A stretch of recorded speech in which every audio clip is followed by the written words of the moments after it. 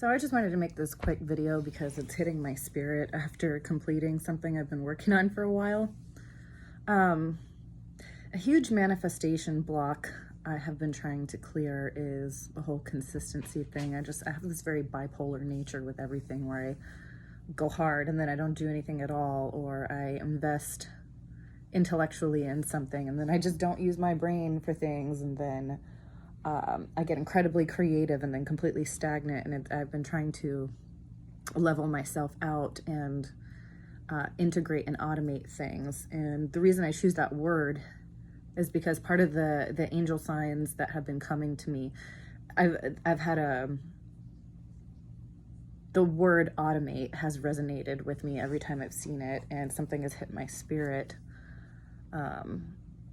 And I kept getting the consistency and the dedication card every time I drew from different tarot decks respectively.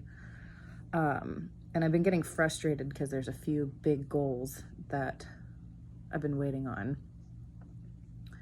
My fault prior to that they hadn't arrived, and things are picking up momentum, and that's all I'm gonna say. And you know, I've reached that point of letting go and understanding that certain things are about to solidify in 3D, which is good, but obviously I'm going to keep that under wraps until I physically see it. But the whole point I'm trying to make with this video, with consistency and manifestations materializing, this journey, or this part of my journey, which I knew intellectually but didn't really start applying, needed to be talked about, because I think there's something that gets misconstrued about ungratefulness or ingratitude, and whether or not God, universe, whatever you call it, loves us, and why certain things wouldn't be given. And you hear all of that fancy schmancy hype where people try to make you feel better and be light and positive and happy and cute when they say, you know, oh, when it becomes who you are and it becomes your new identity, then it will manifest. Well, the reason that people say that is not just a nicety, and it's not just giving people false hope or driving people to be a better version of themselves. And that is an incentive, and that does work. But part of it is also to save you from yourself. If you manifest without God, you might get results for certain things, but then you'll get a lot of frustrations or inconsistent results, or things that are kind of a catch-22 or something like that. List goes on. But when you manifest with God, it takes longer, but it also lasts longer when you get it, or it could be a permanent thing for all intents and purposes of the word. And that is done very intentionally, because it actually kind of works opposite to love. So anything that is not love, when they say it's better to have loved and lost than not to have loved at all. Well, when it comes to manifestation, it's actually kind of opposite. It's better to have not manifested than to manifest and have lost it, because it places you in a more polarized, positive, negative feedback loop in your brain. If you were to receive a manifestation before you were ready, you would lose it. And that is a legitimate thing, because you don't match it frequency-wise. You don't match it emotions wise. You don't match it with intellectual capacity or know-how, or rather I should say cunning, not intellectual capacity, but cunning and know-how, and like street smarts and things like that. So if you receive something big and you've never had the ability to maintain it or steward it, you're going to lose it. And this is very particular because a lot of people really want to manifest money for stability.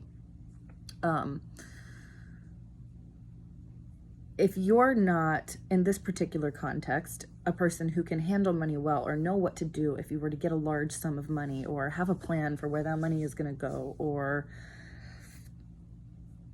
the list goes on. If you're the type that would waste that money or just go spend it on BS or whatever, God will not give it to you, because there's a certain pain associated with being bestowed a blessing and then having it robbed from your hands because you weren't strong enough to hold it. And not even just with money, but in other things in my life, I have been there, done that. And that's why a lot of us like love and lose it or whatever, because we're in the emotional or mental state where we're bound to lose it because we're not treating it with love, or we're not treating ourselves with love. Manifestation works the same way. If God can see that you don't match the level of self-love of something, especially big things, you have to have an even greater degree of self-love and contentment the bigger your manifestations are. If God sees that and sees that you're not ready to hold it, God would not be cruel enough to give it to you so you squander it, whether that is a partner or money or a job or a vacation or a new pet if you're getting lonely, or, you know, so many whatever it is. Because the pain of having a blessing robbed from your hands and dissipate from your reality is worse than never having got it at all and sitting in the type of frustration that you're used to. It's like taking a starving dog and dangling a piece of steak in front of its face where it can smell it, it can lick it and taste it, and it gets excited to eat it, and then you pull it away and you feed it to another dog in front of that dog. You know, that's the cruel way that manifestation would work out if you didn't have the character change prior to receiving it. Because if you are not the person that you're supposed to be who maintains that reality,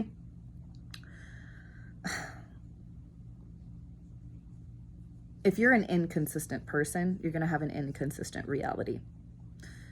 So if you are not the person who matches the reality of joy and love and all of that, and you experience it for the blink of an eye, you're going to drop even lower into the vibration of somebody who is miserable or unhappy or whatever. And then it's going to be harder to dig yourself out of that hole, because that type of pain pushes you further than your original state and drops your vibration a lot lower. So God is really saving you from yourself, because God can see the bigger picture of what's going on underneath everything and where that road would lead if it was given to you prematurely. So if you're in that state, don't just ask yourself, am I doing the right thing? Am I finding moments to be happy? Or ask yourself, how consistently do I feel content? How consistently am I working in my passion so I can start being financially rewarded for it? How consistently am I working on my inner character? How consistently am I doing X, Y, and Z? And if you're doing it consistently, also ask yourself, how automated is it? How autopilot is this behavior, or do I still have to think and push myself to do this? And once it becomes second nature, that's when it's integrated into your new identity, like a lot of new age people say. All that is just automating behavior and turning yourself into a machine to do what you want to do instead of a machine to do what you don't want to do. So once you pull it in the right direction, you want to see that it starts running by itself in the direction that it's supposed to. And when it can do that without your active pushing or will or enforcement, when the will of its own, basically, of your 3D body is automatically living the life or running towards the life that you want, then things will start to hit and go back to back. So are you doing it consistently, and how automated is the behavior without your conscious will's help?